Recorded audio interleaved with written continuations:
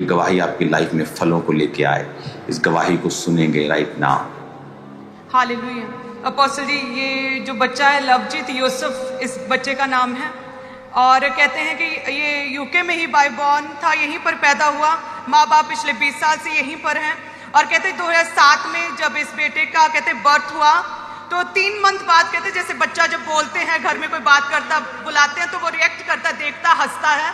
तो कहते जब 3 मंथ का हुआ तो माँ बाप ने जब जैसे ही इस बेटे को ऐसे बुलाना शुरू किया तो कहते ये रिएक्ट नहीं करता था, बोलने पर देखता नहीं था, हंसता नहीं था और पहचानता नहीं था।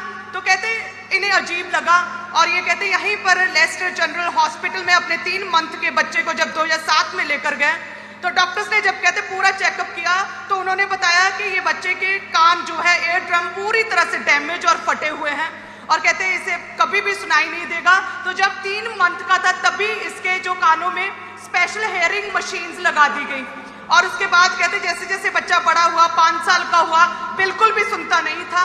जब सुनता नहीं था चुप रहता था, इशारों में बात करता था और किसी से खेलता नहीं था, अब नॉर्मल बच्चों की तरह बिहेव करता था। 5 साल की उम्र में जब कहते बच्चे को स्कूल में लेकर गए तो नॉर्मल स्कूल के टीचर्स ने मना कर दिया कि हम इस बच्चे को रख नहीं सकते क्योंकि ये स्पेशल चाइल्ड है, इसके लिए स्पेशल टीचर आएगा।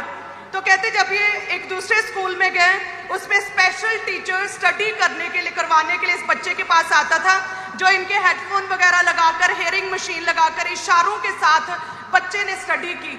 और साथ में कहते हैं इसके माँ बाप भी साथ में जाते थे क्योंकि एक नया केस था और इनके पेरेंट्स को कोई भी नॉलेज नहीं थी कि इशारों में बच्चे से कैसे बात करनी है। तो पेरेंट्स भी कहते साथ ही बच्चे के जाते थे और वो भी इशारे करना सब सीखते थे और कई साल ऐसे स्पेशल स्टडी इस बेटे की हुई।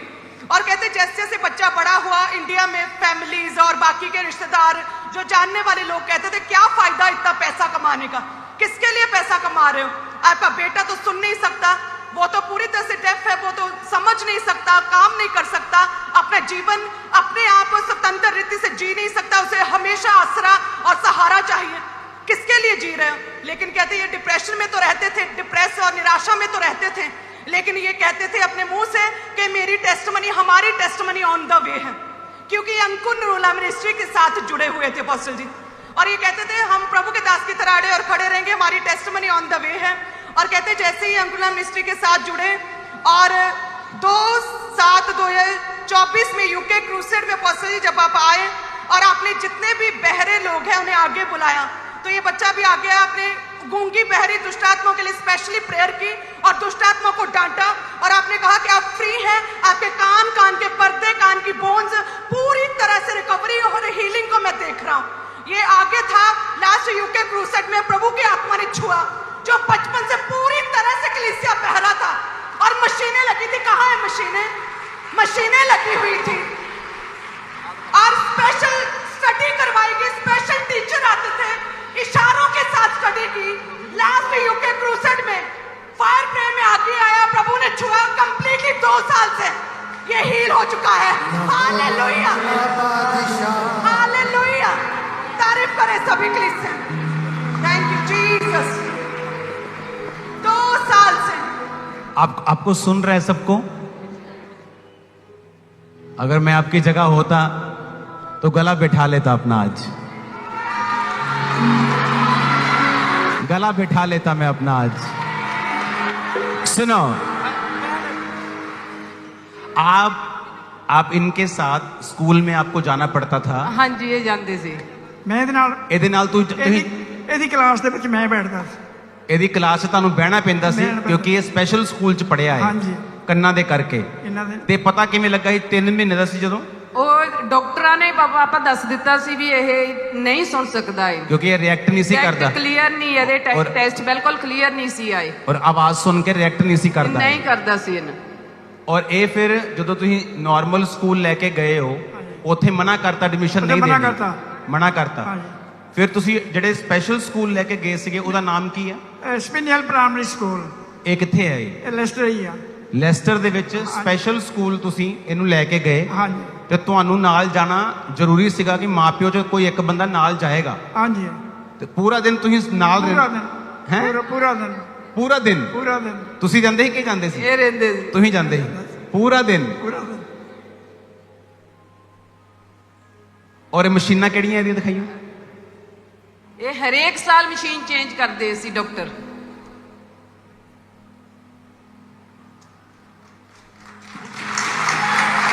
सुनो,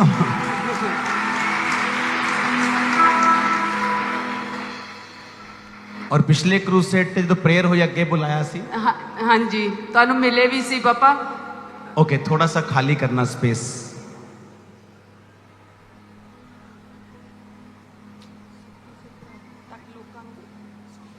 हाँ जी, हाँ जी, हाँ जी।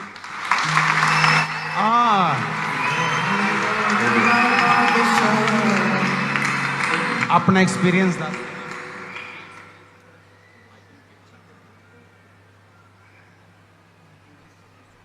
आज नाइस। ये यूके ਦਾ ਨਾ ਨਾਈਸ ਨਾਈਸ ਲੱਗ ਰਿਹਾ।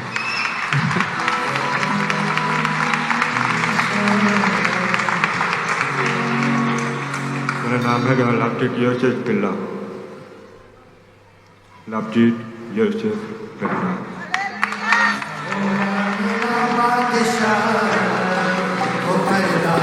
सुनो, ये यूके ਦੇ ਨਿਆਣੇ ਸਲੋ ਬੋਲਦੇ ਆ ਨਾ, ਥੋੜਾ थोड़ा ਉੱਚੀ बोल के दस। तेरा नाम की है? लवजीत यूसुफ बिल्ला।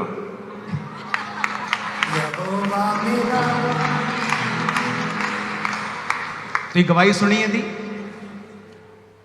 ਜਦੋਂ ਮੀਟਿੰਗ 'ਚ ਪ੍ਰੇਅਰ ਹੋਈ, ਜਦੋਂ ਇਹ ਘਰ ਵਾਪਿਸ ਗਿਆ, ਇਹਨੂੰ ਬਿਨਾਂ ਮਸ਼ੀਨਾਂ ਤੋਂ ਸੁਣ ਰਿਹਾ ਸੀ ਔਰ ਉਹ ਨਾਰਮਲ ਲਾਈਫ ਪਿਛਲੇ 2 ਸਾਲ ਤੋਂ ਜਦ ਦਾ ਜੰਮਿਆ ਨਾਰਮਲ ਲਾਈਫ ਨਹੀਂ ਸੀ ਦੇਖੀ। ਪੋਜੀਸ਼ਨ ਆਈ ਹੈ ਇਹਦੀ ਕਾਲਜ ਵਿੱਚ। ਹੁਣ ਇਹ ਨਾਰਮਲ ਕਾਲਜ ਹੈ? ਹਾਂਜੀ ਨਾਰਮਲ ਕਾਲਜ ਪੜ੍ਹਦਾ? ਹਾਂਜੀ, नॉर्मल कॉलेज। नार्मल कॉलेज पढ़ता? ਹਾਂਜੀ।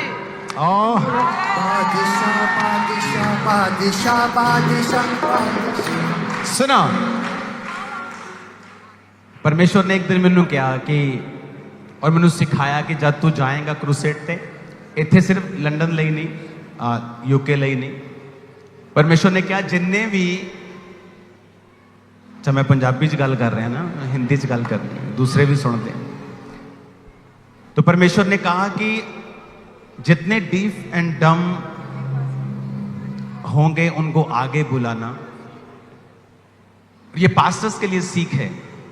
परमेश्वर ने कहा इनको आगे बुलाना और स्पिरिट को डांटना। कौन सी स्पिरिट? डीफ एंड डम स्पिरिट। और डीफ एंड डम स्पिरिट को डांटने के बाद तो उनके कानों को हील होने का हुक्म देना। 2 चीजें करना। और अंधों को बुला के पहले तो अंधी आत्मा को डांटना, और जब ये तू प्रार्थना कर ले उसके बाद तो उनकी आंखों को चंगा होने का हुक्म देना। बाइबल सिंपल है और पावरफुल है। हम भूल जाते हैं कि हमारी लड़ाई जो है वो इनविजिबल किंगडम से है, और हमारी लाइफ में बहुत सारी चीजों की रुकावट जो एक स्पिरिचुअल किंगडम के द्वारा होती है, हम भूल जाते हैं कई बार। वचन में लिखा है कि परमेश्वर के पास एक गूंगा व्यक्ति लाया गया, और परमेश्वर ने जब गूंगी स्पिरिट को डांटा, वो गूंगा बोलने लगा। अगर डॉक्टर के पास जाता तो वोकल कॉर्ड में प्रॉब्लम है, इसके ब्रेन में प्रॉब्लम है, इसके ब्रेन में वो सुनने वाली नाड़ियां नहीं काम कर रही हैं, सो मेनी थिंग्स। पर उसके पीछे कौन था? अपने पड़ोसी को बताओ, दुष्ट आत्मा। मैंने उस क्रूसेड पे लोगों को बुलाया, मैंने कहा आप आ जाओ, जो अंधे हैं वो आगे आ जाओ। और परमेश्वर ने मुझसे कहा यहाँ एक स्पेशल आदमी है जिसको नाइट ब्लाइंडनेस है, ये स्पिरिट को स्पेशल डांटना। और जब मैंने कहा कि जितनी अंधराता की दुष्ट आत्माएं वो निकल जाएं और तुम्हारी आंखें हील हों, एक औरत आगे कहती मैंने अपनी लाइफ में कभी कलर्स नहीं देखे, मुझे ये भी मालूम नहीं कि ये कौन सा कलर है, लेकिन मुझे दिख रहा है अभी कलर अलग अलग। मुझे पता नहीं है कौन सा रंग, मैंने कभी रंग देखे नहीं है, पर मुझे अब दिख रहा है कि ये रंग अलग है, ये अलग है, ये अलग है, ये अलग है। रीजन, जब स्पिरिट छोड़ के गया, आपको पता कई जगह बाइबल में लिखा है आप ले हैंड करोगे और द सिक शेल रिकवर, ये भी लिखा है। वो क्यों, ऐसा क्यों लिखा है बाइबल में? मैं आपको प्रैक्टिकल बता रहा हूं, आपको सुनना है। ये पास्टर्स के लिए भी है, उनकी सेवकाई में उन्हें हेल्प करता है। ये मोस्टली पास्टर्स को नहीं पता कि एक्चुअल में राइट वे डिलीवरेंस का और हीलिंग का क्या है। एक मान लो डंडा है और उसे शैतान ने पकड़ लिया है और उसे वो बेंड कर रहा है। ओके, मान लो इसके अंदर एक कोई चीज को शैतान ने पकड़ा और बेंड कर रहा है उसको। तो जब परमेश्वर का आत्मा मुझे कहेगा कि प्रार्थना कर, मैं कहूंगा डेविल इस बॉडी को छोड़ के निकल जा। अब वो डंडे को क्या किया, उसने छोड़ दिया, पर उसने जितना उसको बेंड किया था वो अभी भी उतना ही बेंड है। लेकिन जब आप डिलीवर होते हैं और परमेश्वर को अपना जीवन देते हैं, आपको मालूम होता है कि कुछ हुआ है। पूरी तरह से तो नहीं हुआ लग रहा है, लेकिन हुआ कुछ है।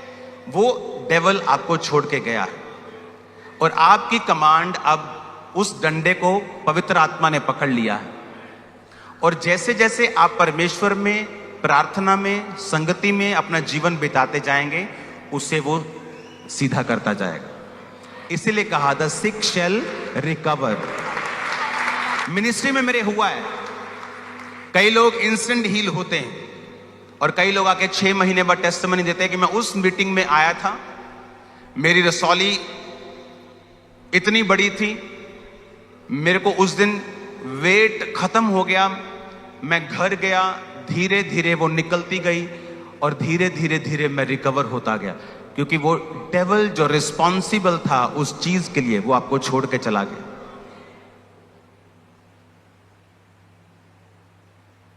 जब आप प्रेयर में बैठते हैं, जब आप प्रार्थना में बैठते हैं, आपको देखना होता है कि इस सिचुएशन के पीछे कौन सी स्पिरिट है।